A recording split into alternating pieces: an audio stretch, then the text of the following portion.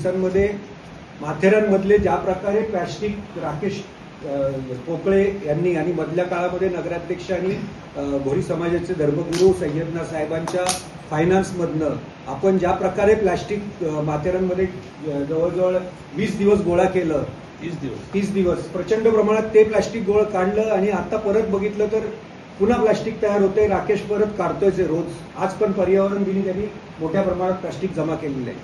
ह्या प्लॅस्टिक ही माथेरानसाठी झालेली समस्या आहे आणि ती समस्या आपल्याला सोडवायची. त्यामध्ये रेनकोट हा एक मोठा भाग आहे आणि या रेनकोटमुळे हॅवॉक झालेला आहे दस्तुरीचा.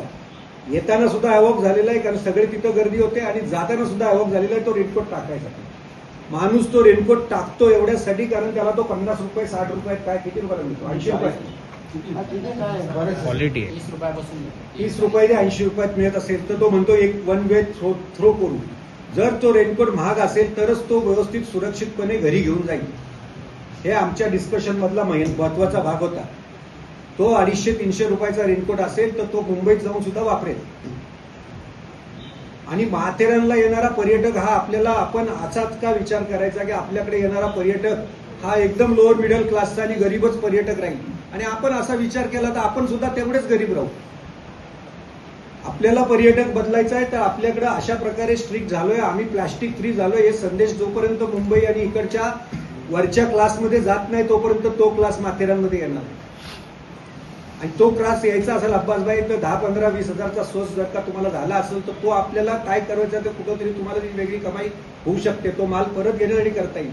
पण तुम्ही माल एकाने आणलाय आणि त्याच्यासाठी ही बंदीच जर का उठवली गेली तर या गावात परत काही होणार नाही.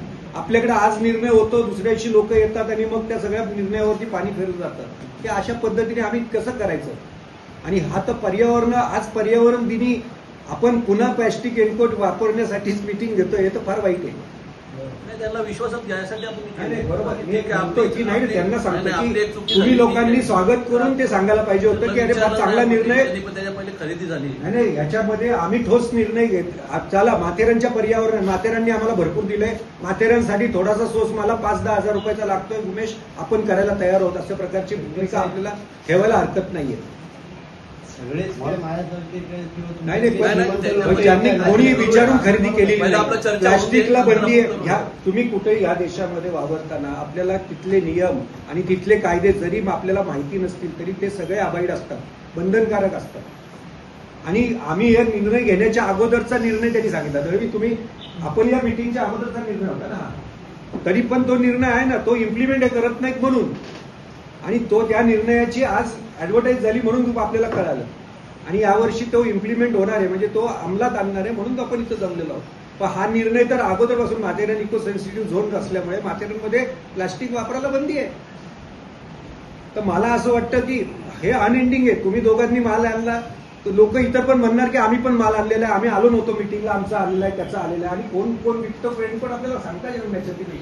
तर अध्यक्ष साहेब याच्यावरती ना आपल्याला कुठेतरी पर्यटक बदलायचं आहे. आपण बऱ्याचदा बोलतो आज येणारा पर्यटक किती एवढे लोक आले, किती कोणाला फायदा झाला आणि किती कोणाची लॉजिंग चालली. गळतीवाल्यांना वाटतं बाजारातली लॉजिंग चालली, बाजारामध्ये लॉजिंग आहे, त्यांना वाटतं आम्हाला काहीच धंदा नाही. अशी परिस्थिती या मे महिन्यामध्ये मी बघितली. रिसॉर्टला धंदा होता, कुठल्या लॉजिंगवाल्यांना धंदा होता? नव्हता धंदा. आणि जे कोणी लोक आले ते सकाळी येऊन संध्याकाळी जात होते. अशा टाईपची लोक आपल्याला नाही पाहिजेत. आपल्याला चांगली लोक पाहिजेत तर आपल्याला थोडासा बदल करावा लागेल. आपल्याला विचार करावा लागेल. 250 रुपयाचं रेनकोट, 300 रुपयाचं रेनकोट घेणारा माणूसच माथेरानला आला पाहिजे. पर्यटनासाठी जाताय तुम्ही, खर्च नाही करणार तर पर्यटक कसले ते? कारण आपण तर 100% पर्यटकांवरती अवलंबून आहोत. मी नेहमी हा विषय मांडलेला आहे की रूमचा रेट 500 रुपये देणारे पर्यटक येतात. आपल्याला धंदा आपण कधीच श्रीमंत होणार नाही. 500 रुपयात आणि 1000 रुपयात रूम विकतो तर आपली रूम 2000 रुपये मिनिममला गेली पाहिजे ऑफ सीझनला आणि सीझनच्या दिवशी 3500-4000 ला गेली पाहिजे. आणि तेच पर्यटक आले तरच ते 250 रुपयाचा रेनकोट घेतील आणि तर तुमच्या खिशात कुठेतरी पैसा वाजेल. कुठेतरी एक सुरुवात होऊन द्यात असं मला वाटतं. या फार चांगला निर्णय झालेला आहे. थोडासा सोच कुठे ना कुठे एखादा नियम इम्प्लिमेंट होताना होतो. मला वाटतं त्याच्या पायी या सगळ्या निर्णयावरती पाणी फिरू नका अशी सगळ्यांना विनंती आहे माझी.